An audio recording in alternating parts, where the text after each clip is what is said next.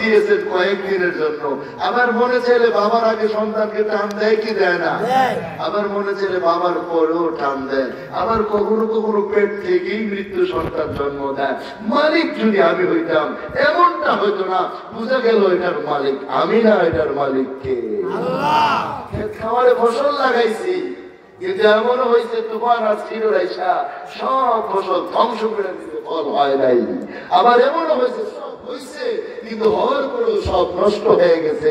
আবার এমনও হয়েছে কাটার পরে সব খাওয়ার ক্ষমতা আমার হয় নাই। বুঝা গেছে মালিক আমি না, মালিক কে? যদি আমি মালিক হইতাম আমি করতে পারতাম। আমার দুষ্ট সন্তানের মালিকও আমি না, সম্পদের মালিকও আমি না, অথচ আমি এটার পিছনে জীবন শেষ করতেছি, এটার পিছনে যৌবন শেষ করতেছি। অস্থায়ী জিনিসের পিছনে জীবনও শেষ, যৌবনও শেষ, অথচ এটা আমার কাছে ছিল আমানত, এটার মালিক আমি না। এটা লালন পালন করার কারণে কিছু সওয়াব হয়তো আমি পাবো, যদি ভালো করে লালন পালন করি কিছু সওয়াব হয়তো আমি পাবো, কিন্তু এটা আমার না। তো আমার কি? কিছু না। প্রশ্ন হয় কিনা আমার কি না হলে এই জগতে আমার কি আছে? কোনটা আমার? আমি কার পিছনে মেহনত করি যেটা আমার না, ওটার পিছনে আমার জিনিসটা কোনটা? কোরআন চোখে আঙ্গুল দিয়ে বুঝাইতে চায় তোমার জিনিসটা আলাদা একটা জিনিস। তুমি যার পিছনে মেহনত করো ওটা তোমার না, তোমার আরেকটা জিনিস আছে। ও বান্দা, তুমি ওইটার পিছনে মেহনত করো কিনা আজকাল তাফসীর থেকে ওটা শিক্ষা নাও। বুঝাইতে চান দোস্ত, আমি হয়তো কথা কিছু বুঝাইতে পারতেছি না। আমার ভাই বুঝার নামই তো ওয়াজ না, শুনলেন আর বুঝলেন না, ওটার নাম তো ওয়াজ না। আয়াত পড়লাম যদি আপনি না বুঝতে পারেন কি ওয়াজ হইল আমার দোস্ত? আল্লাহ বুঝাইতে চান অস্থায়ী জিনিস কি দুনিয়াতে আছে, স্থায়ী জিনিসও আছে। আমরা সব অস্থায়ী জিনিসের পিছনে মেহনত করতেছি, স্থায়ী জিনিসের পিছনে মেহনত করা দরকার। অস্থায়ী জিনিস যে কোনো সময় ধ্বংস হয়ে যাবে, স্থায়ী জিনিস কোন সময় ধ্বংস হবে না। এখন আসেন স্থায়ী জিনিসটা কি? আল্লাহ তারপরে বলেন আল মাল ওয়াল বানুনা যিনাতুল হায়াতিদ দুনিয়া, সম্পদ এবং সন্তান এটা হলো দুনিয়া জীবনের সৌন্দর্য মাত্র। সব সৌন্দর্য যেমন শেষ হয়ে যায়, এই সৌন্দর্যটা একদিন শেষ হয়ে যাবে। এমন কোন জিনিস যেটা শেষ হবে না? স্থায়ী জিনিসটা কি? আল্লাহ বলেন ওয়াল বাকিয়াতুস সালিহাতু খায়রুন ইনদা রাব্বিকা সাওয়াবান ওয়া খায়রুন আমালা। আমার দোস্ত আল্লাহ পাক রব্বুল আলামিন বলেন স্থায়ী নেক কেমন হলো স্থায়ী জিনিস, স্থায়ী নেক কেমন হলো স্থায়ী জিনিস। ওই জিনিসের পিছনে মেহনত করো এবং ওই জিনিসের পিছনে আশা করো। আল্লাহ বলেন ওয়াল বাকিয়াতুস সালিহাত, স্থায়ী নেক আমল খায়রুন ইনদা রাব্বিকা সাওয়াবা, তোমার রবের কাছে পুরস্কার পাওয়ার ক্ষেত্রে উত্তম। ওয়া খায়রুন আমালা, আশা করার ক্ষেত্রে উত্তম।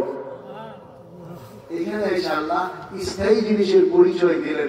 স্থায়ী জিনিস হলো স্থায়ী নেক আমল, ওইটাই হলো স্থায়ী জিনিস। ওই স্থায়ী জিনিস থেকে দুইটা জিনিসের আশা করা।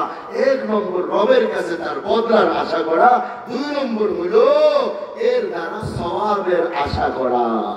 সওয়াব পাওয়া যাবে এবং এর উপর ভিত্তি করে আশা করা যাবে।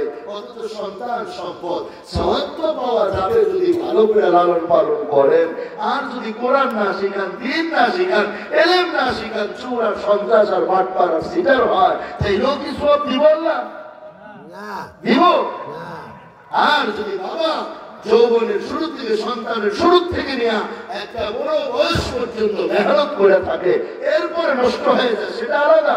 কিন্তু শুরু থেকেই বাবা কোরআন শিখায় নাই, শুরু থেকেই বাবা দ্বীন শিখায় নাই, শুরু থেকেই বাবা ইসলাম শিখায় নাই, শুধুই লালন পালন করে যা মনে চায় তাই করতে দিছে, তাহলে কি সওয়াবের আশা করা যায়? যেমন সওয়াবের আশা করা যায় না, ঠিক তেমনি ভাবে ভবিষ্যতেও খেদমতের আশা করা যায় না। বরিশাল আমরা বাসা থেকে নামার পর দেখলাম বৃদ্ধাশ্রম লেখা, কলিজা আঘাত লাগলো। হায় বাংলাদেশের মানুষ, বৃদ্ধাশ্রম তৈরি করো কার জন্য? বাবার জন্য না। যে বাবা তোমাকে এইভাবে লালন পালন করে বড় করছে, পিঠের উপরে নেওয়া পালছে, খালি পিঠের উপরে নেওয়া পালছে, মাটিতেও রাখতে দেয় নাই। বাবা মা মাটিতেও সন্তানকে রাখে নাই, ওই সন্তান আজ মা বাবাকে বৃদ্ধাশ্রমে নিয়ে দিয়ে দেয়। হ্যাঁ, বাংলাদেশের মানুষ খালি ইমানটা মজবুত না হওয়ার কারণে, আমলটা সুন্দর না হওয়ার কারণে ইউরোপ আমেরিকা থেকে এগুলো আমদানি করে নিয়ে আসছে। আমার দোস্ত, কোরআন আমাদের মা বাবাকে বৃদ্ধাশ্রমে দিতে দেয় না, কোরআন আমাদেরকে আদেশ দেয় না, বরং কোরআন তো বলে দিছে আল জান্নাতু তাহতা আকদামিল উম্মাহাত। ও যুবক আর যুবতী, তোমার জান্নাত তো তোমার মায়ের পায়ের নিচের মধ্যে আল্লাহ রেখে দিয়েছে। কিন্তু কেন আজ দিতেছে? ওই যে সন্তানকে দিন শিখায় নাই, সন্তানকে সন্তান বানাইতে পারে নাই, এই জন্য আজ কিছুই হচ্ছে না। আমার দোস্ত, দুনিয়ার যত সম্পদ আছে এগুলো স্থায়ী না, এগুলো অস্থায়ী জিনিস।